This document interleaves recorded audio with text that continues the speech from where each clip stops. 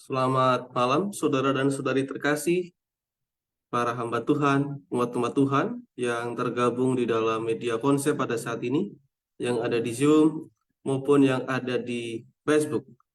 Kita patut mengucap syukur kepada Tuhan, sebab kita boleh kembali eh, menikmati waktu kita untuk belajar bersama-sama dalam pelajaran sekolah Sabat pada malam hari ini.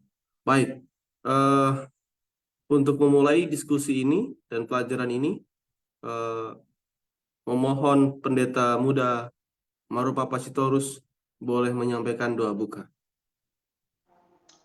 Tuhan Allah kami di surga, terima kasih penyertaan kepada kami semua. Malam ini kami bertemu kembali dalam pelajaran Alkitab melalui sekolah sahabat Tuhan.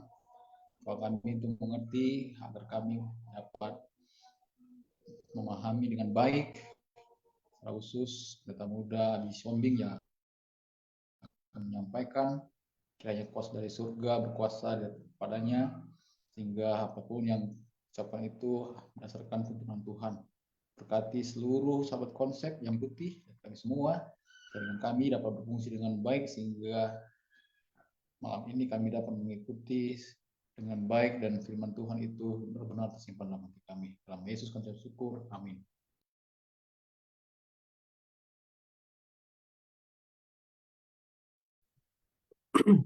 Baik, pada saat ini kita sudah sampai di pelajaran yang kelima, alasan-alasan untuk menghindari misi, dan kita akan memulai diskusi kita.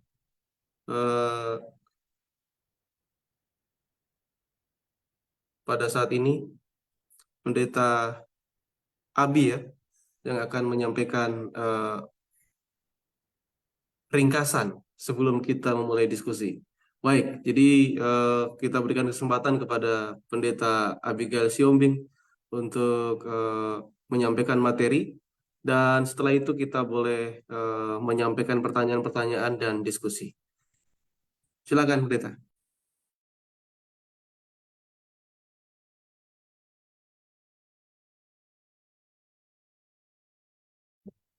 Baik, selamat malam untuk kita semua. Apakah sudah kelihatan screen saya? Ya, terlihat, Pendeta. Oke. Baik. Judulnya adalah alasan-alasan untuk menghindari misi. Terima kasih untuk Pendeta Dwi atas pengantar yang telah disampaikan. Dan pada malam hari ini saya akan memberikan ringkasan dari rentetan pelajaran-pelajaran yang sudah kita ikuti dari awal, dan saat ini adalah lanjutan dari pelajaran-pelajaran sebelumnya ya, dengan judul alasan-alasan untuk menghindari misi. Kalau kita lihat beberapa pelajaran terakhir, kita sudah mengikuti dari pelajaran pertama bagaimana kita mengetahui apa itu misi Allah, lalu apa motivasi kita melakukan misi Allah terkait panggilan untuk melakukan misi Allah ini, lalu bagaimana menjalani misi Allah, dan kita lihat itu juga dari Abraham. Dan pada saat ini kita akan membahas mengenai tantangan dalam melakukan misi Allah.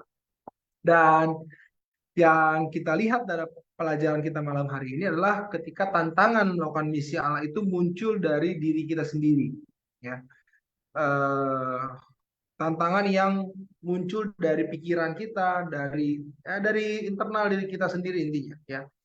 Yang mungkin saja bisa jadi apa yang kita lihat di luar, yang kita rasa itu adalah sebuah hambatan atau tantangan-tantangan untuk melakukan misi Allah, tetapi setelah kita pelajari nanti pada pelajaran malam hari ini, sebenarnya itu awalnya muncul dari dalam diri kita sendiri ya. Dan kita melihat itu dari pengalaman Nabi Yunus ya. Tapi sebelumnya ayat intinya adalah, lalu aku mendengar suara Tuhan berkata, siapakah yang akan kuutus dan siapakah yang mau pergi untuk aku? Maka sahutku, inilah aku, utuslah aku. Yesaya 6 ayat 8. Baik, sahabat, lalu kita belajar tentang Abraham. Dan sahabat ini atau sepanjang minggu ini kita akan belajar tentang Nabi Yunus. Ya, ini memang kedua orang atau sosok yang kontradiktif satu dengan yang lain. Abraham berbeda dengan Yunus. Ya. Abraham berbeda dengan Yunus walaupun di zaman Abraham dan di zaman Yunus Tuhan memberikan pekabaran atau memberikan satu gambaran keadaan kepada mereka tentang kejahatan di masa mereka. Kalau di zaman Abraham yaitu Sodom dan Gomora, Tuhan sudah katakan kepada Abraham bahwa Sodom dan Gomora itu sangat besar dosanya, bahkan Tuhan merencanakan untuk membinasakan Sodom dan Gomora. Begitu juga di zaman Yunus, ya Yunus 1 ayat 2, lalu Tuhan berkata ya, bangunlah, pergilah ke Niniwe, kota yang besar itu, berserulah kepada mereka, karena kejahatannya telah sampai kepadaku. Jadi kedua orang ini hidup dalam zaman yang berbeda, tetapi kalau kita cari persamaannya dalam pelajaran sekolah sahabat kita adalah mereka sama-sama dihadapkan dengan bangsa yang jauh daripada Tuhan, bangsa yang jahat, bangsa yang hidup dalam dosa dan penuh dengan kekejian. Ya. Dan yang menjadi perbedaan dalam kehidupan dua nabi Tuhan ini, Abraham dia berusaha untuk bagaimana Sodom dan Gomora ini diselamatkan, sedangkan Yunus justru ia lari ketika Tuhan meminta atau manggil Yunus untuk melakukan amaran ya kepada orang-orang di Niniwe pada saat itu. Baik, alasan yang pertama ya terkait alasan-alasan yang dialami oleh Yunus dan mungkin juga ini yang kita alami menjadi pelajaran bagi kita ya, yaitu pertama alasannya ketakutan. Salah satu kota terbesar dahulu kala ketika bangsa Israel terbagi-bagi ialah Niniwe. Ini adalah ibu kota kerajaan Asyur. Dan sejalan dengan masa kejayaannya, Niniwe merupakan pusat tindak pidana dan kejahatan. Dan Ilham menggambarkan kota itu sebagai kota penumpah darah. Ini termasuk dari kiasan yang dituliskan oleh Nabi Nahum ya, bahwa Nabi Nahum membandingkan orang-orang Niniwe dengan seekor singa ganas yang buas. Mereka tidak segan-segan menggunakan kekerasan dan juga kekejaman secara serampangan terhadap orang-orang yang mereka tidak sukai. Dan kalau kita pelajari dalam pelajaran sekolah sahabat kita atau bahkan mencari fakta-fakta lain terkait bangsa Niniwe ini, memang kalau kita melihat keadaan orang-orang di Niniwe atau bangsa Niniwe ini, mungkin saja kita bisa mewajarkan bahwa Yunus takut, bahwa Yunus lari ya. Dan kalau Yunus membayangkan kalau dirinya berjalan di antara orang-orang di Niniwe, pasti dia ketakutan ya, karena di dalam pikirannya sudah terisi fakta-fakta atau informasi yang tidak benar atau bukan tidak benar, tidak baik maksud saya tentang kota Niniwe ini ya. Tidak baik itu artinya sudah banyak informasi-informasi yang membuat dia takut sebelum dia berangkat ke sana. Ya. Dan sebenarnya terlepas dari semua ini, Yunus tidak dapat dibenarkan karena dia membiarkan ketakutan menghalanginya untuk melaksanakan instruksi Allah. Ya. Karena dia telah dipanggil dan melakukan tugas yang Allah berikan kepadanya, dan dia tidak menuruti bahkan lari dari panggilan tersebut, maka tidak bisa dibenarkan alasan bahwa dia takut bahwa nanti saya akan diperlakukan seperti ini, mereka akan membunuh saya dan lain sebagainya. Ya. Karena Yunus membiarkan bahwa dirinya atau ketakutannya menghalangi dia untuk kalau kita bilang istilahnya dia sudah mensugestikan dalam pikirannya bahwa dia pasti akan binasa, dia sudah takut sebelum berperang. Dan apa yang membuat kita gagal adalah bahwa kita bisa saja melakukan hal yang sama, yaitu mengizinkan diri kita dikendalikan oleh ketakutan kita, gantinya dikendalikan oleh Allah. Dan ini kita yang tahulah diri kita masing-masing ya. Ketika kita belajar dari pengalaman Yunus ini, siapa yang sekarang mengendalikan kita? Ketakutan kita atau Allah yang mengendalikan kita? Baik, alasan yang kedua adalah berbagai pandangan yang salah, ya kembali kepada diri sendiri ya. Salah satu kesalahpahaman yang umum adalah bahwa Allah rindu kita berfokus pada keselamatan kita sendiri ya, dan melepaskan diri dari kepastian dunia yang ada di sekitar kita. Ini adalah kesalahpahaman yang umum. Orang-orang berpikir bahwa ya kita fokus sama diri kita masing-masing ya, atau kita selamatkan diri kita masing-masing. Tidak ada yang salah di situ. Tetapi kalau kita hanya berhenti di situ, maka tentu itu salah ya. Kenapa? Karena kesalahpahaman lainnya ini adalah yang berkaitan dengan itu. Ketika kita berhenti untuk menerima panggilan Allah ke dalam misi, yaitu ketika kita mempercayai bahwa kesuksesan tergantung bahwa itu dari diri kita sendiri. Ya, kita ya kembali kepada alasan yang pertama bahwa ya kita pertama fokus kepada keselamatan diri kita sendiri, lalu yang kedua kita berhasil melakukan itu karena diri kita sendiri. Nah, begitu. Jadi ini adalah kesalahpahaman yang umum atau yang mungkin sering terjadi dalam pikiran kita ya. Dan ini juga yang terjadi pada Yunus gitu ya.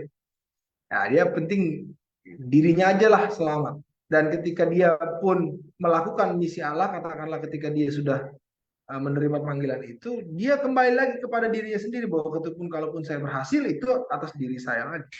Jadi ini adalah kesalahpahaman, saudara. Lebih lanjut lagi dikatakan bahwa panggilan kita bukanlah melakukan penyelamatan, tetapi untuk bekerja sama dengan Allah dalam pekerjaan penyelamatan.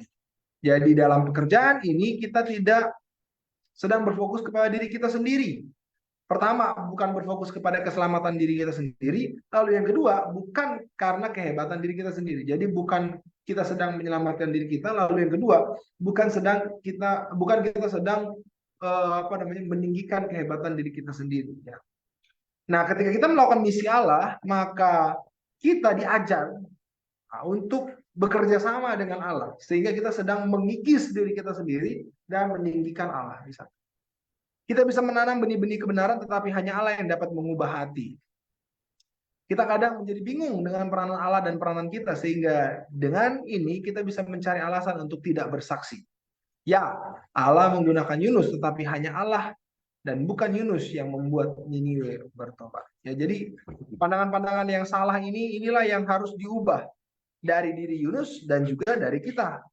Jangan sampai pertama kita berfokus kepada keselamatan kita sendiri saja, lalu yang kedua jangan kita menganggap bahwa kekuatan manusialah yang mampu melakukan segala upaya-upaya pekerjaan penyelamatan ini.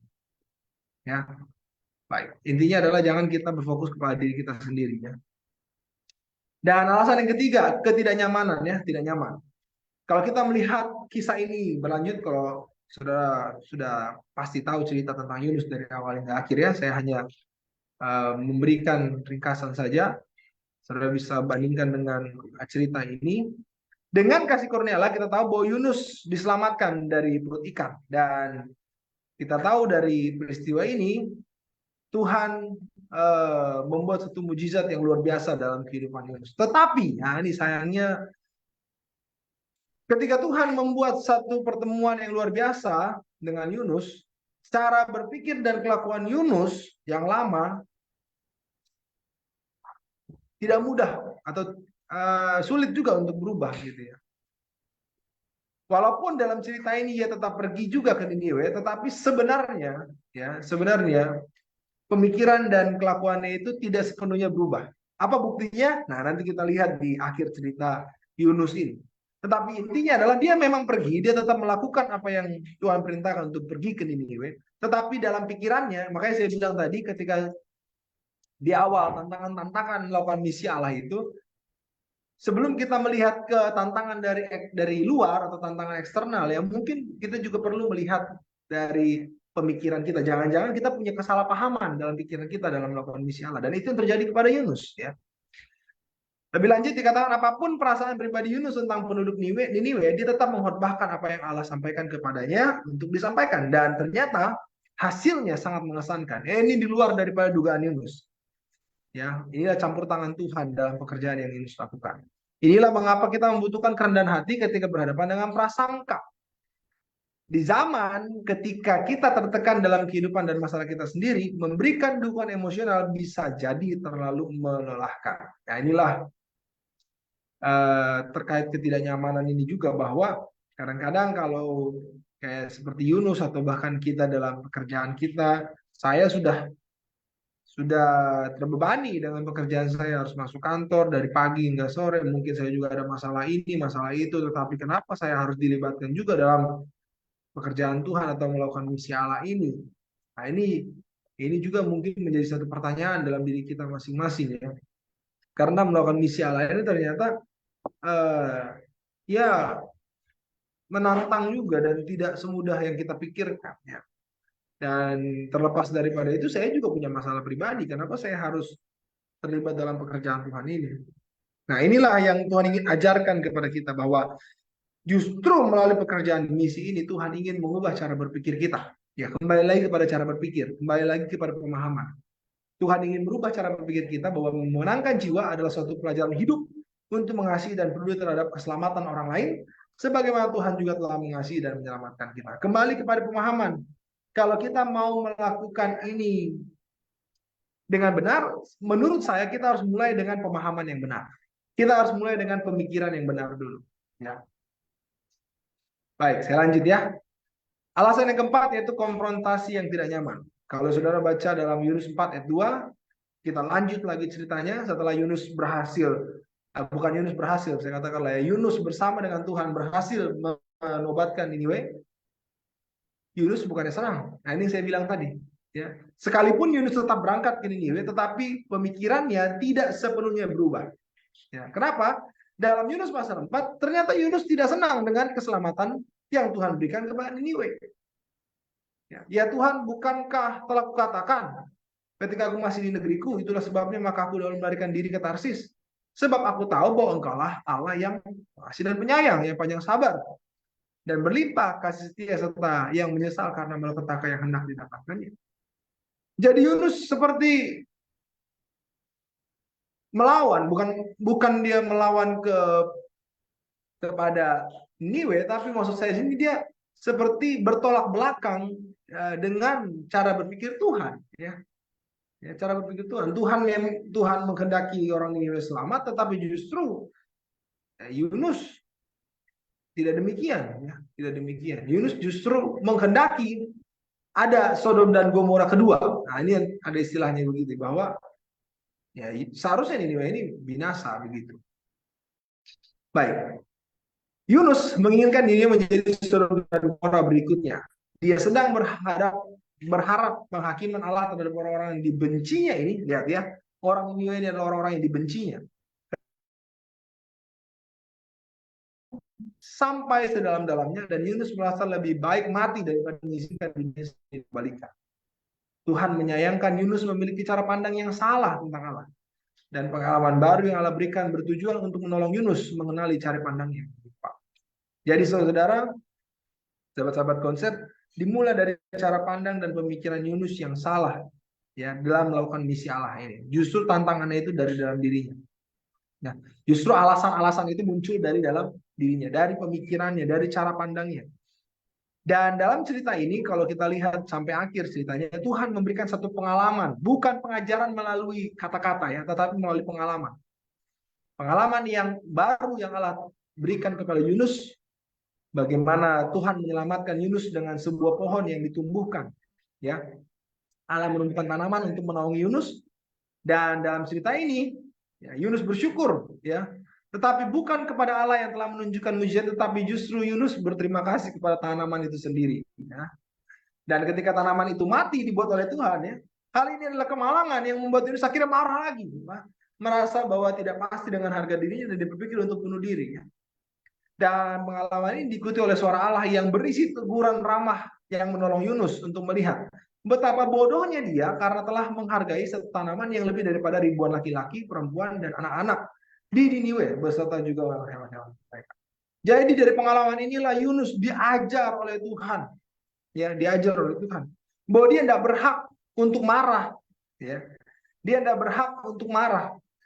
Bagaimana dia bisa marah terhadap matinya tanaman, sedangkan kepada jiwa-jiwa yang ada di Niniwe dia tidak marah kalau jiwa-jiwa itu dibinasakan. Nah, ini yang Tuhan ingin ajarkan kepada Yunus, bahwa jiwa-jiwa ini jauh lebih berharga begitu. Dan Yunus juga tidak berhak untuk marah, untuk memaksa Tuhan untuk melakukan apa yang dia inginkan begitu ya. Jadi dari pengalaman inilah Yunus diajar Dan saya yakin, saudara, mungkin ini juga sering terjadi kepada masing-masing kita ketika kita menyaksikan tayangan ini. Coba kita kembali periksa apa yang selama ini kita lakukan. Apakah kita pernah merasa senang jika ada orang yang terjerumus, atau bahkan mungkin jika seseorang yang mendapatkan musibah dari dosa yang dia lakukan, ya itulah karena dosanya dia dapat musibah itu, ya udah biarlah. Jadi akhirnya kita tidak melakukan apa-apa, justru kita merasa bahwa ya memang sepantasnya seperti itu, lalu tidak ada tindakan berikutnya. Nah, inilah Tuhan ingin mengajarkan kepada kita bahwa tanamkan dalam hati kita bahwa misi Allah ini adalah misi keselamatan kepada orang, termasuk orang-orang yang bahkan pantas untuk binasa, tapi mereka juga tetap diberi kesempatan oleh Tuhan, ya. Inilah aku, utuslah aku. Dan cerita Yunus lebih dari sekedar menakjubkan, dan fakta bahwa Allah bisa menyelamatkan Niniwe meskipun Yunus tidak memiliki kesaksian yang baik. Ini adalah pengingat yang sangat jelas bahwa tugas kita hanyalah semata-mata menjadi saluran bagi Allah. Satu-satunya pribadi yang dapat meyakinkan dan menobatkan hati. Ini adalah sebuah pengingat bahwa Allah hanya mencari para juru kabar yang mau dan rendah hati untuk mengikut arahan. Apa pelajaran dari Yunus ini? Kalau kita coba arahkan kepada diri kita sebagai penjalan, yang menjalankan misi Allah ini, adalah bahwa tugas kita, ya, tugas kita pertama bukan menyelamatkan. Tugas kita bukan menyelamatkan. Tugas kita adalah menjadi saluran bagi orang lain kepada Allah, ya.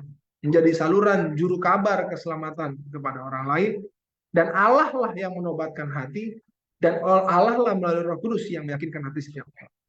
Yang menjadi permasalahannya adalah, yang menjadi pertanyaannya adalah bahwa apakah saya dan saudara mau, ya, mau diutus atau dipanggil oleh Allah untuk melakukan panggilan atau melakukan misi Allah ini, ya. Terlepas dari kekurangan dan mungkin kelemahan kita, tetapi menurut saya mari kita belajar dari pengalaman Yunus, dan dari ayat inti kita mengatakan bahwa inilah aku, utuslah aku, ya. Baik, kesimpulan. Pertama, pekerjaan misi penyelamat ini adalah tugas yang berat dan penuh dengan tantangan, dan itu bisa saja memunculkan ketakutan. Dan dalam berbagai pengalaman Yunus, Tuhan ingin mengajarkan kepada kita bahwa kita tidak boleh hanya berfokus kepada keselamatan diri kita sendiri, dan Tuhan rindu menggunakan kita untuk menjadi saluran berkat kepada orang lain. Karena Tuhan rindu setiap orang diselamatkan. Sekalipun kita juga memiliki pergumulan pribadi, tetapi janji jaminan penyertaan Tuhan akan menjadi kekuatan dan pertolongan bagi kita dalam menjalani misi. Ya, inilah mungkin kesimpulan yang singkat, selain nanti ada mungkin pelajaran-pelajaran lain atau kesimpulan-kesimpulan lain yang sudah dapatkan dari pelajaran ini. Dan kita juga akan membuka ruang diskusi, dan mudah-mudahan ini sedikit membuka pemikiran kita dari pelajaran kita sepanjang minggu ini. Tuhan berkati.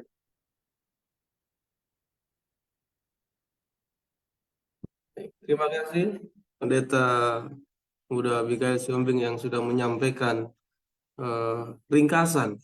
Jadi bagi saudara dan saudari, para hamba Tuhan yang ada di Zoom maupun yang ada di Facebook, apabila ada sesuatu yang hendak ditanyakan, boleh disampaikan di dalam kolom chat yang ada di Zoom maupun kolom komentar yang ada di media Facebook.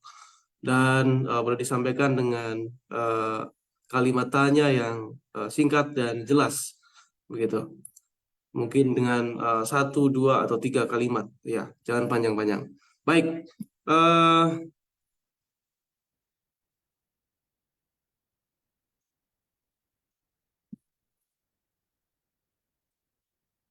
ada pertanyaan ini Pendeta di pelajaran hari Minggu tentang alasan kita yang pertama untuk meninggalkan misi, yaitu alasannya ketakutan, begitu Pendeta. Tadi dijelaskan, dan mungkin untuk mempertajam diskusi kita pada malam hari ini, ada pertanyaan,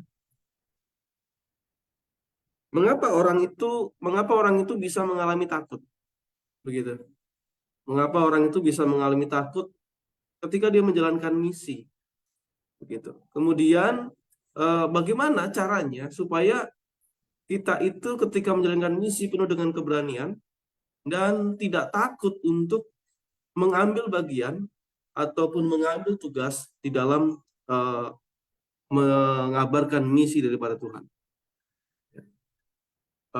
Minta tolong nanti Pendeta Abigail Siombing untuk menjawab, dan juga Pendeta Jimmy Huta Barat boleh menambahkan. Barangkali dari Pendeta Abi dulu, nanti ke Pendeta Jimmy. Baik, saya membacakan satu ayat ya dari pengalaman Rasul Paulus. Mari kita buka 1 Tesalonika 2 ayat 2 ya. 1 Tesalonika 2 ayat 2. Saya bacakan ya, tetapi sungguh pun kami sebelumnya seperti kamu tahu telah dianiaya dan dihina di Filipi. Namun dengan pertolongan Allah kami beroleh keberanian untuk memberitakan Injil Allah kepada kamu dalam perjuangan yang berat. Lalu kalau saudara baca dalam 1 Tesalonika pasal 2 ini ya, satu perikop ini tentang pelayanan Paulus di Tesalonika. Paulus menceritakan kepada jemaat Tesalonika bahwa dia pernah mengalami aniaya, dihina, dan lain sebagainya di Filipi secara khusus. Tetapi dia tetap memperoleh keberanian. Alasan yang pertama, itu adalah dalam ayat 2 dikatakan karena pertolongan Allah. Makanya kalau kita lihat dalam pelajaran kita pada malam ini, kelihatannya Yunus berusaha membawa dirinya secara logika dalam menjalankan tugas ini, sehingga dia merasa bahwa dia tidak mampu. Kenapa? Karena memang kalau dia dengan dirinya sendiri pasti tidak mampu. Paham maksud saya? Yunus tidak memasukkan kuasa atau kekuatan lain secara ilahi dalam tugas dan pelayanan yang ia lakukan. Sedangkan Tuhan menjanjikan seperti ayat inti kita dalam beberapa sahabat ini, bahwa engkau akan menerima kuasa kalau Roh Kudus turun ke atas kamu dan kamu akan menjadi saksiku ya. Tuhan sedang menjanjikan kuasa, Tuhan sedang menjanjikan pertolongan, seperti Rasul Paulus katakan, Tuhan sedang menjanjikan keberanian ya. Tetapi keberanian, pertolongan, kuasa yang berasal dari Allah itu adalah kuasa ilahi. Itu adalah kekuatan di luar daripada kita sebagai manusia. Nah, yang sedang dihadapi oleh Yunus adalah Yunus tidak melibatkan kuasa ilahi itu dalam menjalankan misi. Sehingga muncullah ketakutan itu. Ya, muncullah ketakutan. Jadi kalau saya lihat dari pertanyaan ini, saya yakin kita sebagai manusia pasti kita mengalami rasa takut. Dan kalau pengalaman saya, takut yang paling sederhana adalah takut ditolak. Itu sederhana sekali. Kita janganlah bicara dulu takut dipukul atau takut dibunuh atau takut dibakar. Janganlah, kita mungkin akan sampai di situ, tetapi mari coba kita lihat kepada hal yang sederhana. Jangan kita untuk berkunjung pun kita takut untuk ditolak, katakanlah gitu. Tetapi yang mau saya sampaikan di sini adalah bahwa Tuhan sudah menjanjikan kuasa, kekuatan, pertolongan yang jauh lebih besar, kekuatan ilahi untuk menjalankan misi Allah ini. Sehingga menurut saya, supaya kita tidak takut adalah mari kita libatkan Tuhan. Itu sederhana sekali. Mari kita libatkan Tuhan, karena kalau kita tidak libatkan Tuhan, ini yang terjadi kepada Yunus. Dia menggunakan pemikirannya, dia menggunakan perasaannya sendiri, sehingga ya memang kalau dia menggunakan itu, dia nggak akan pernah merasa mampu. Tetapi kalau dari awal dia sudah melibatkan Tuhan, saya pikir seperti Rasul Paulus katakan dalam ayat 1 Tesalonika 2 ayat 2 itu ya, bahwa walaupun saya pernah dianiaya, saya pernah dihina di Filipi, tapi dengan pertolongan Allah katanya kami memperoleh keberanian. Ya, bukan dengan dirinya sendiri, bukan karena dia pengalaman, bukan karena dia memiliki pengetahuan, tetapi karena pertolongan Allah katanya. Makanya dia beroleh keberanian. Ya, jadilah mungkin tanggapan dari saya. Terima kasih. Ya, baik. Terima kasih, Pendeta. Barangkali ke Pendeta Jimmy Huta Barat.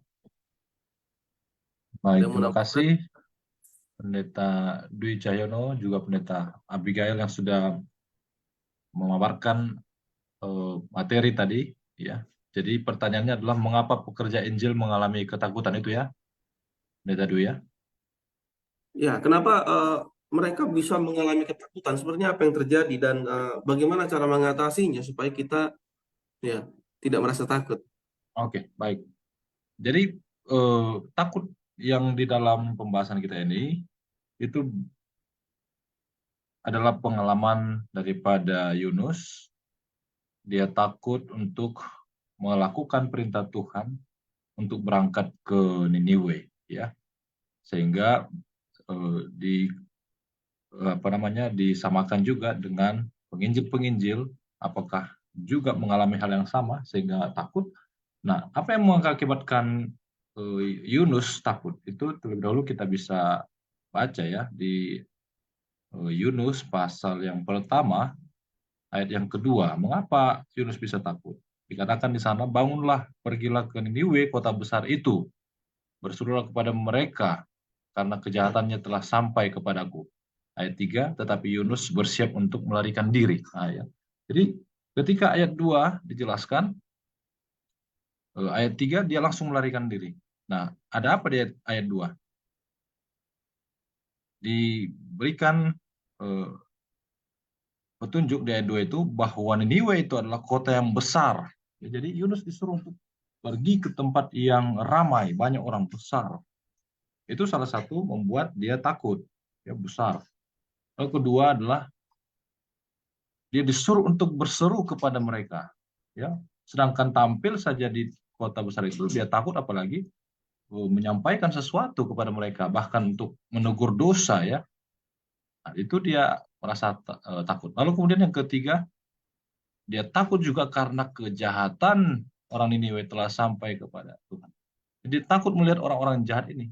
Jadi inilah beberapa poin yang membuat orang atau Yunus lah pada pelajaran kita besar ini takut, ya. Sehingga di ayat 3 dikatakan dia bersiap melarikan diri ke Tarsis, jauh dari hadapan Tuhan. Nah, sehingga ketika dia tidak lagi di hadapan Tuhan, di dalam pelajaran kita hari Minggu, ya, dikatakan di alinea terakhir,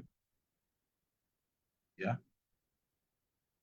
Yunus membiarkan ketakutannya menghalanginya untuk melaksanakan instruksi Allah.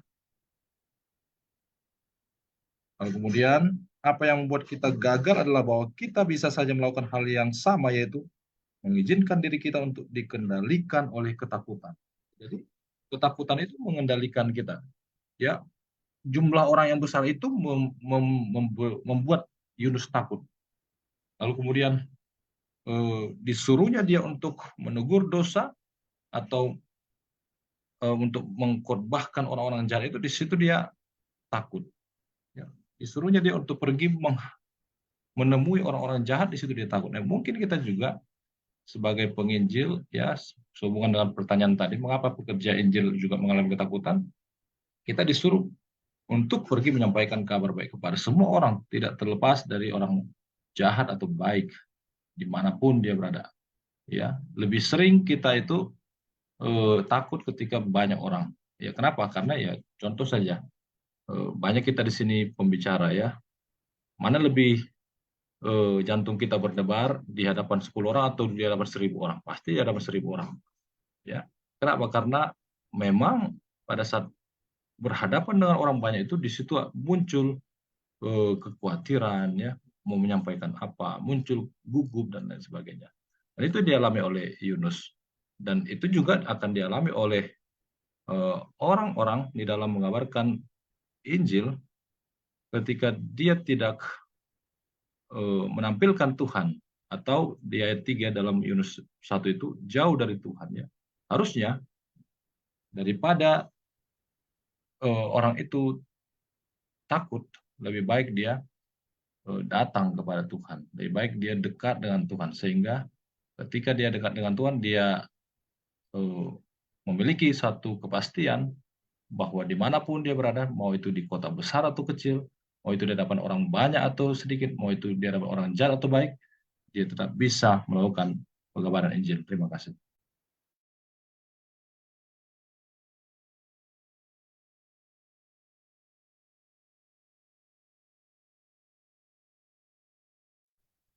Ya, baik. Terima kasih, Pendeta Simi Huta Barat. Eh, ada pertanyaan yang masuk, ya, yang disampaikan oleh Bapak Letus Tarung yang ada di media Facebook, ya, menyampaikan tentang ini topiknya saya lihat tentang ketidaknyamanan di dalam menjalankan misi Tuhan, begitu. Ketidaknyamanan ini bisa datang dari mana saja, begitu. Dan itu bisa membuat kita bersungut-sungut dalam menjalankan misi Tuhan, begitu. Nah, salah satu di sini ketidaknyamanan yang apa namanya, yang dicontohkan oleh Bapak Letus Sarung ini adalah ketika kita menjalankan misi, sudah bagi-bagi tugas, begitu, sesuai dengan talenta kita masing-masing, tapi ternyata ada orang yang tidak menjalankan kewajibannya, begitu, tugasnya, sehingga kita perlu mengcover semuanya dan akhirnya otomatis kita kehilangan lebih banyak energi, ya, yang karena tidak terjadi kerjasama, begitu. Nah, bagaimana cara mengatasinya masalah ini? Ya, bagaimana caranya supaya kita tetap enjoy walaupun ada banyak sekali ketidaknyamanan, dan apa yang perlu kita lakukan, ya, supaya kita tidak apa namanya, tidak terpengaruh dengan hal seperti itu. Ya, barangkali Pendeta Marwa Pastorus, setelah itu kita ke Pendeta Abigail Siombing. Baik, terima kasih untuk Pak Letus Tarung yang sudah menyampaikan pertanyaan. Jadi pertanyaan ini kira-kira mewakili orang-orang yang senang ataupun yang sering bersungut-sungut di dalam menjalankan ataupun melakukan misi Tuhan. Ada banyak sekali memang tipe-tipe orang yang menjalankan misi Tuhan itu, ada yang tidak mau, ada yang mau, tapi ada juga yang tadi bersungut-sungut. Nah, kenapa bersungut-sungut? Karena mereka belum penuh hati mengerjakan, melakukan misi Tuhan. Karena hatinya masih menolak. Sama dia juga mungkin merasa malu kalau dia tidak mau mengerjakan. Contohnya saja di gereja, ya, dikasih tugas di dalam diakon, ya, diakon itu kan biasa tugasnya pakai mengkudus, harus siapkan air, membasuh kaki, lalu membersihkan baskom-baskom setelah membasuh kaki. Nah, kadang-kadang ada juga yang bersungut-sungut mengerjakannya. Ya, dia kerjakan tapi bersungut-sungut. Jadi dia menganggap bahwa pekerjaan itu tidak satu hal yang menyenangkan baginya, membuat dia mungkin menjadi lelah, waktunya tersita, sementara dia bisa mengerjakan yang lain. Nah, di dalam menjalankan sebuah misi ataupun tugas yang Tuhan berikan, kita memang selalu dituntut untuk berkorban, ya, berkorban waktu, tenaga, dan sebagainya. Nah, semuanya itu bisa kita lakukan kalau kita mengerti bahwa Tuhan sedang mengajak kita untuk menjadi mitranya. Ada sebuah kebaikan yang kita harus lakukan untuk menarik orang mengerti tentang kebaikan Tuhan. Jadi ini perlu disadari oleh mereka-mereka atau kita yang mungkin masih bersungut-sungut dalam menjalankan misi Tuhan. Nah, kalau kita sudah sepenuh hati menjalankan misi Tuhan, kita tahu itu adalah sebuah tanggung jawab, suatu hal yang menyenangkan, maka kita tidak akan bersungut-sungut. Malah itu ada suatu hal yang membuat kita seperti ada candu di sana, keinginan yang terus-menerus untuk melakukan, ya. Bahkan hati kita mau mendedikasikan diri kita untuk terus mengerjakannya. Jadi hal yang paling penting kita perlu sadari adalah bahwa kita perlu sepenuh hati dan kita harus mengerti di mana pelayanan itu membutuhkan kesungguh-sungguhan dan juga hati yang benar-benar mau berkorban. Terima kasih. Ya, baik. Terima kasih Pendeta Muda Marwa Pastorus. Kita ke Pendeta Abi. Silakan, Pendeta.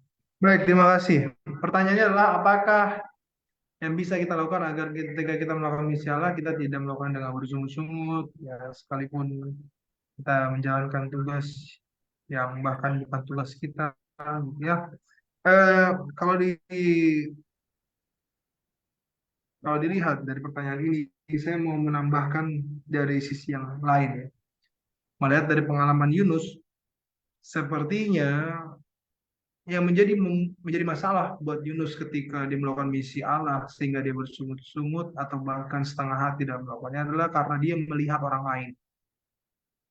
Karena dia tidak berfokus kepada misi itu sendiri, tapi dia fokus kepada masalah yang ada di sekitarnya. Dan itulah yang akhirnya membuat dia bersungut-sungut, ya. Karena dia melihat kepada orang-orang Niniwe yang tadi sudah dikatakan yang besar, melakukan kejahatan, tumpah darah, lalu segala macam. Dia fokusnya jadi teralihkan, ya. Bukan fokus kepada misi, tetapi fokus kepada orang lain, ya. Nah, ini juga yang mungkin terjadi kepada kita sehingga kita bersungut-sungut.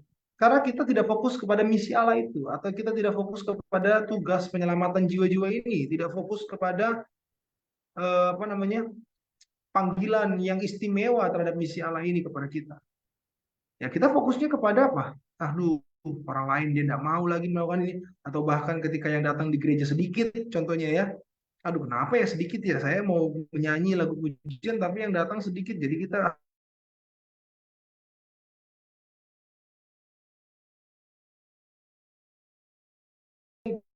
Jadi maksud saya, ketika kita melakukan misi Allah, lakukanlah dengan penuh sukacita dan Tuhan yang akan mengukur, hitung. Ya, Tuhan yang akan menilai, itulah istilahnya. Jadi kita lain, karena ketika kita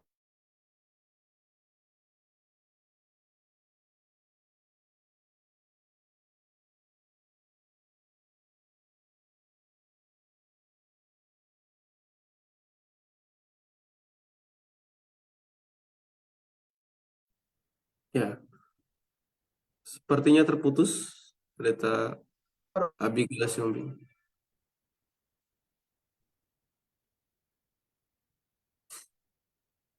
Ya, terima kasih. Tadi sepertinya terputus. Kita akan lanjut sambil menunggu Pendeta Muda Abigail Siombing untuk dapat terhubung kembali. Jadi persungutan itu sebenarnya tidak perlu kita lakukan dan kita harus dapat mengendalikannya menurut saya sih. Ya, jadi kenapa kita bersungut-sungut? Karena tidak sesuai dengan harapan kita dan kita mengharapkan bahwa ketika kita melakukan pekerjaan Injil itu kita tidak akan mendapatkan halangan atau bagaimana. Ya, seringkali kita juga memiliki pemikiran yang salah tentang menjalankan pekerjaan Injil. Jadi ketika ada orang yang tidak menjalankan tugasnya, kita sudah mulai bersungut-sungut begitu. Ya, padahal kita juga perlu maklum juga bahwa orang itu tidak digaji untuk hal ini, begitu. Jadi tidak ada kewajiban kita, ada hak kita untuk apa namanya memarahi mereka ataupun bersungut-sungut tentang mereka. Jadi seperti dikatakan oleh Pendeta Marpatus tadi bahwa kita perlu loss dalam menjalankan pekerjaan misi ini, begitu. Jangan sampai ada hal-hal yang terjadi di eksternal itu mengganggu kita, cara pandang kita, cara kita menjalankan pekerjaan Tuhan, begitu. Orang yang melakukan tidak melakukan kewajibannya, terus kita bersungut-sungut, begitu. Ya, gara-gara dia, akhirnya kita tidak lagi tulus dalam menjalankan pekerjaan Tuhan. Nah, ini kan menjadi sesuatu yang tidak baik. Nah, saya lihat Pendeta Abi sudah terhubung kembali. Ya, silakan Pendeta, barangkali menambahkan sekali lagi. Ya, tadi pendeta tadi sudah sampaikan, saya pikir itu sudah melengkapi bahwa jangan kita berfokus kepada orang lain, jangan kita berfokus, kalau saya istilahkan just do it, ya, lakukan aja, udah, lakukanlah dengan tulus. Dan Tuhan yang akan menilai, dan Tuhan yang akan memberkati saudara. Dan Tuhan tidak menutup mata terhadap ketulusan dalam melayani Tuhan, gitu ya. Sehingga jangan kita menyenangkan manusia, ya kita menyenangkan Tuhan, itu saja. Lakukan dengan tulus dan Tuhan yang akan menilai, dan ya berkat Tuhan tidak akan tinggal di saudara gitu. Tidak akan meninggalkan saudara gitu. Pasti Tuhan akan berkati itu ya. Itulah intinya ya. Makasih. Ya, baik. Terima kasih Pendeta Abi. Nah, barangkali sebelum kita closing statement, ini ada satu pertanyaan yang menarik yang masuk di kolom chat kita pada saat ini, yaitu tentang alasan. Ya, jadi ada dalam pepatah Jawa mengatakan demikian. Saombo-ombone alasan, saombo-ombone alas, luweh ombo alasan. Artinya apa? Seluas-luasnya hutan, ya kan, lebih luas itu alasan, begitu. Nah, eh, bahasa Jawa hutan itu alas, begitu. Eh, artinya bahwa alasan itu kalau dicari-cari itu pasti akan ketemu. Ada saja alasan untuk apa namanya tidak menjalankan pekerjaan Tuhan itu. Ya, tidak ada waktu kalau kita bicara di luar daripada topik daripada yang dialami oleh yang dilakukan oleh Yunus ini. Topik yang sering umum yang terjadi di sekarang ini adalah tidak ada waktu, ya sibuk dengan pekerjaan dan ini dan itu, ya macam-macam alasannya. eh, Misalnya ini bukan tugas saya, begitu ya. Eh, tugas saya itu yang lain. Ini biarlah dijalankan oleh tugasnya pendeta saja lah menjalankan misi itu, kan dia sudah digaji untuk itu misalnya. Nah, ada banyak sekali alasan yang bisa ditemukan oleh manusia. Nah, gitu. Nah, gimana caranya supaya kita tuh fokus kepada Tuhan, ya, fokus kepada menjalankan misi Tuhan tanpa beralasan, begitu. Nah, barangkali nanti pendeta Jimmy Huta Barat akan menambahkan, begitu. Kemudian pendeta Maro juga akan menambahkan, setelah itu akan ditutup oleh pendeta Abi sebagai closing statement juga. Ya. Silakan pendeta Jimmy Huta Barat. Oke, mencari-cari alasan ini ya. Ya, baik, terima kasih. Jadi kalau memang kita mendapatkan satu misi atau satu instruksi dari pertanyaannya ya, menjalankan misi, lalu kemudian kita ganti dengan mencari alasan dengan tujuan untuk menolak itu. Ya, ada beberapa yang diberikan Tuhan contoh dalam Alkitab terkait orang-orang yang dipanggilnya, lalu kemudian mereka menolak dengan cara halus dengan membuat alasan. Ya, salah satu adalah seorang yang dipanggil Tuhan, lalu kemudian dia beralasan untuk menguburkan ayahnya terlebih dahulu. Ya, itu di Matius pasal berapa itu ya? Boleh nanti dicari. Lalu kemudian apa yang dikatakan Yesus? Biarlah orang mati menguburkan orang mati. Kenapa? Karena memang ayahnya pada saat itu tidak mati, tapi dia mencari alasan bagaimana supaya tidak ikut kepada Yesus. Ya, akhirnya apa? Akhirnya kesempatan itu tidak datang lagi kepada orang yang sudah dipanggil. Lalu kemudian yang kedua adalah seorang yang dipanggil Yesus, orang yang kaya, orang muda yang sangat energik, yang memiliki potensi untuk menyiarkan kabar keselamatan di mana-mana. Nanti boleh dicari di kitab Injil. Ini juga akhirnya menolak dengan memberikan alasan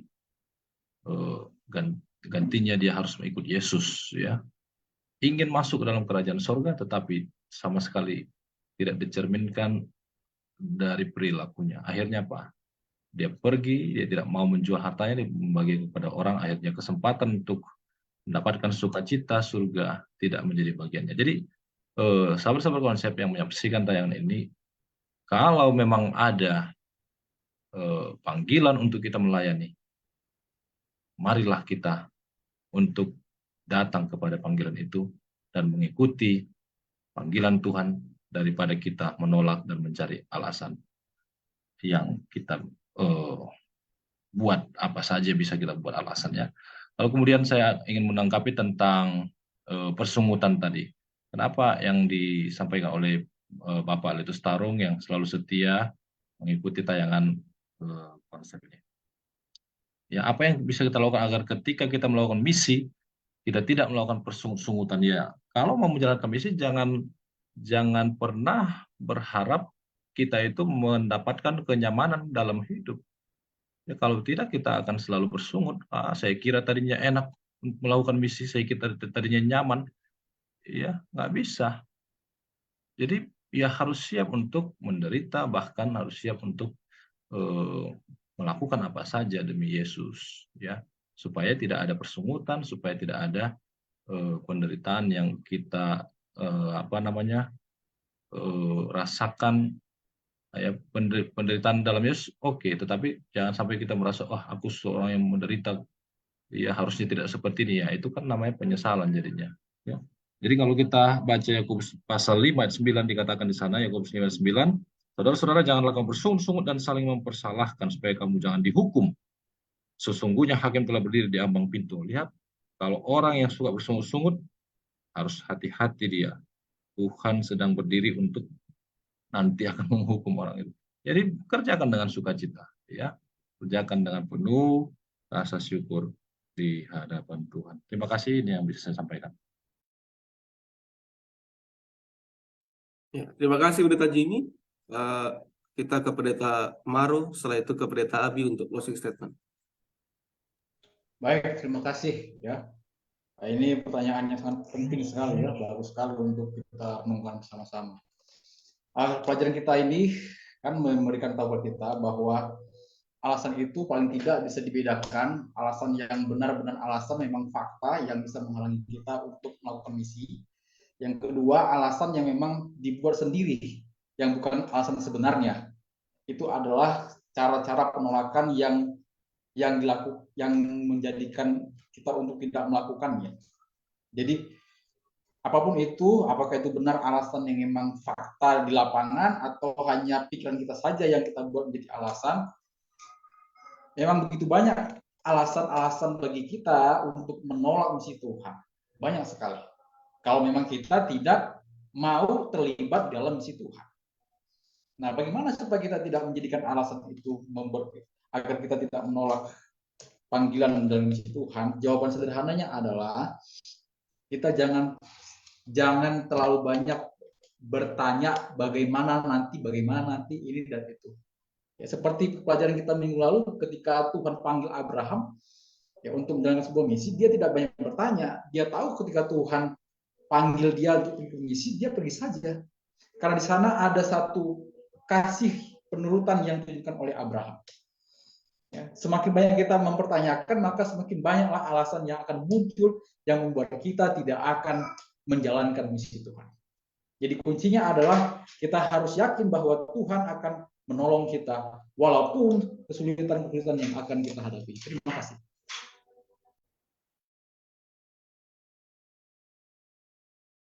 Terima kasih Pendeta Maru. Jadi kalau dalam pepatah dunia itu ada no excuse for success, begitu. Jadi ini nggak ada lagi alasan untuk tidak menjalankan Injil. Baik Maru. Silakan Pendeta Abi boleh memberikan closing statement sekaligus menjawab tadi pertanyaan yang terakhir.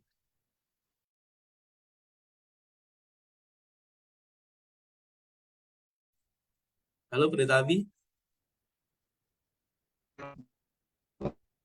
Ya, sepertinya terputus kembali.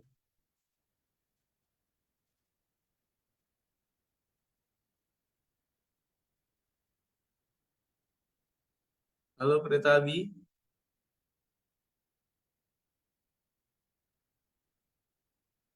Ya. Baik, kalau begitu saya mungkin menambahkan saja ya untuk diskusi kita pada malam hari ini.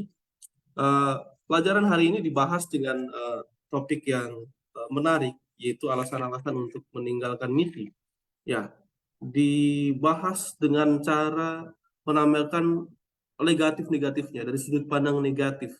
Apa sih yang membuat orang itu bisa meninggalkan misi atau tidak menjalankan misi atau menolak misi? Dan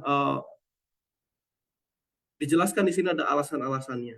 Dan dalam konteks daripada Yunus, ya tadi dijelaskan juga oleh Pendeta Maru sudah membagi apa sih yang membuat orang itu beralasan karena memang ada fakta yang dihadapi dan dia tidak mampu untuk menghadapi fakta itu.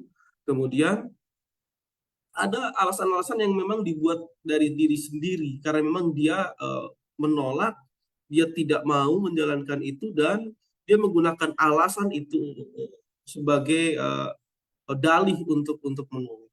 Begitu. Nah,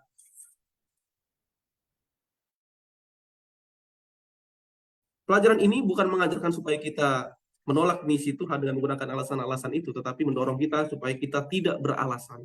Ya, tidak memunculkan alasan-alasan dan kita fokus untuk menjalankan misi Tuhan. Sebab tidak pantas kita beralasan. Ya, kita sudah diselamatkan, kita sudah diberikan kemampuan, kita diberikan kesempatan untuk menjalankan misi Tuhan. Inilah kesempatan yang istimewa bagi umat Tuhan. Jadi ketika kita beralasan, berarti kita sedang mengkhianati Tuhan. Ya, alasan-alasan itu sebenarnya tidak bisa diterima. Ketakutan. Tuhan sudah menyediakan kuasa kepada kita untuk menjalankan misi. Jadi dan kuasa itu lebih besar dari segala sesuatu yang bisa membuat kita takut. Jadi sebenarnya tidak ada alasan bagi kita untuk bisa merasakan takut. Alasan ketidaknyamanan, ya sudah sewajarnya bahwa kita menjalankan misi itu tidak nyaman. Ya, Tuhan katakan bahwa kita itu seperti domba yang dikirim ke kumpulan serigala. Bagaimana mungkin kita bisa mendapatkan kenyamanan di tengah-tengah kumpulan serigala? Begitu. Kalau kita adalah domba dan bukan bagian daripada serigala itu. Nah, kalau ada yang merasa nyaman, ada yang salah barangkali. Nah, ada alasan lain yang membuat kita takut yang sebenarnya itu juga tidak perlu.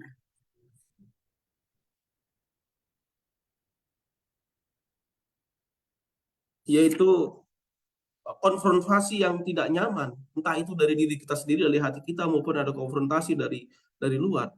Dan sudah pasti kita akan mengalami konfrontasi begitu, ataupun misalnya kontroversi dalam pikiran kita dan sebagainya. Dan ada lagi bahwa yang paling sering membuat orang itu meninggalkan misi Tuhan adalah kesalahpahaman dia terhadap karakter Tuhan, seperti yang dialami oleh Yunus. Dia betul-betul memiliki banyak kesalahpahaman tentang Tuhan, dan kita harus mengatasinya. Kita harus mengatasi semua itu sebab Tuhan sudah menyediakan kuasa untuk mengatasinya, dan kita harus fokus menjalankan misi Tuhan. Kesetiaan kita kepada Tuhan dalam menjalankan misi adalah bentuk daripada penghormatan kita terhadap segala sesuatu yang Tuhan telah berikan kepada kita. Baik, Pendeta Abis, saya lihat sudah terhubung. Silakan Pendeta. Oke, baik. Mohon maaf sebelumnya untuk sinyal yang tidak baik, tapi saya sebentar saja memberikan closing statement. Pertama, Tuhan tidak pernah memaksa kita untuk melakukan misi Allah. Tetapi kalau kita mengaku sebagai umat-umat Tuhan, panggilan ini adalah untuk kita semua. Ya, panggilan untuk kita semua, dan ketika kita terpanggil, ketika kita juga mengaku sebagai umat-umat Allah, sebagaimana judul sepanjang triwulan ini bahwa misi Allah adalah misi saya. Dan ketika kita menganggap misi Allah itulah misi saya, maka seharusnya tidak ada alasan yang membuat kita tidak melakukan misi Allah itu sendiri. Jadi itu kembali kepada pemikiran kita, bahwa kalau kita dalam pemikiran kita bahwa saya adalah umat Tuhan, saya adalah ya pengikut-pengikut Tuhan, ya, maka tugas ini atau misi ini adalah misi saya. Dan ketika kita menganggap ya, ada sense of belonging gitu ya, bahwa ada kepemilikan dalam diri kita untuk melakukan misi ini, atau ada apa ya, bahwa itu muncul dalam diri kita tanpa paksaan apapun, maka seharusnya itu memang berjalan seperti seharusnya begitu. Jadi tanggapan saya di sini adalah bahwa Tuhan tidak pernah memaksa kita, tapi ketika kita sudah dinyatakan atau kalau kita menganggap diri kita sebagai umat Allah, ya, saya pikir misi Allah itu adalah misi saya, dan kita tidak boleh ya mencari-cari alasan, menolak, atau bahkan kita merasa bahwa tugas ini bukan tugas saya. Ya, inilah pemikiran-pemikiran yang menurut saya harus kita hindari dalam diri kita. Terima kasih, Pendeta Doni. Baik, terima kasih Pendeta Abigail Sioming, Pendeta Jimmy Barat, Pendeta Muda Maro Papasitorus untuk waktu yang sudah diberikan pada malam hari ini, dan juga tenaga dan pikiran untuk diskusi kita pada malam hari ini. Ini pelajaran sekolah sahabat yang sangat menarik pada pelajaran sekolah sahabat yang keempat ini. Baik, kita tutup untuk diskusi kita pada malam hari ini, dan kita akan berjumpa pada minggu depan pada jam yang sama pada pelajaran sekolah sahabat yang selanjutnya. Memohon Pendeta Jimmy Barat untuk menyampaikan doa. Marilah kita berdoa. Ya Tuhan Allah Bapa di sorga, pada malam hari ini kami datang kepadamu berterima kasih atas berkat Tuhan yang luar biasa kami rasakan, mendapat belajar sejenak, pelajaran sekolah Sabat, bagaimana kami dalam menjalankan misi Tuhan yang mulia di atas dunia ini. Bila kiranya kami dapat menjadi anak-anak Tuhan yang Kau panggil untuk menyelesaikan pekerjaan-Mu dan untuk membawakan kabar baik, misi Tuhan kepada banyak orang dimanapun kami berada, tanpa persungutan, tanpa alasan, dan tanpa hal-hal yang meragukan kami bahwa ini adalah satu hal yang harus kami lakukan demi kebahagiaan dan keselamatan hidup kami. Biarlah kiranya umat Tuhan yang sudah menyaksikan tayangan ini akan terberkati, sehingga kami dapat mengaplikasikan pelajaran ini dan membagikannya kepada orang lain. Berkati Pendeta Abi yang sudah menyampaikan, berkati dalam pelayanan dan juga rumah tangga. Kami persembahkan doa kami dalam nama Tuhan Yesus Kristus, Juru Selamat penebus kami. Amin. Baik, terima kasih untuk kehadirannya para sahabat konsep dan juga para hamba Tuhan. Sampai jumpa pada pertemuan berikutnya minggu depan pada jam yang sama. Kiranya Tuhan berkati kita.